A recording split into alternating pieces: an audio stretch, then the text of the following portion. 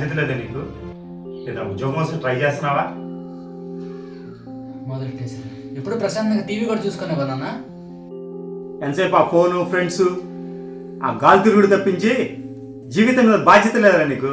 రేపు ఎట్టా బతుకుతావరా? చూసేవారే ఎలా బతకాలో మా తెలుసులే.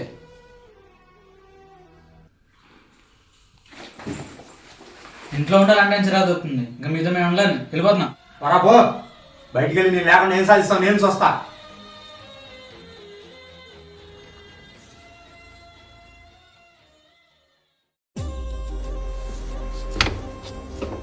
మాయ మీరేంటి ఎక్కడ ఉన్నారు?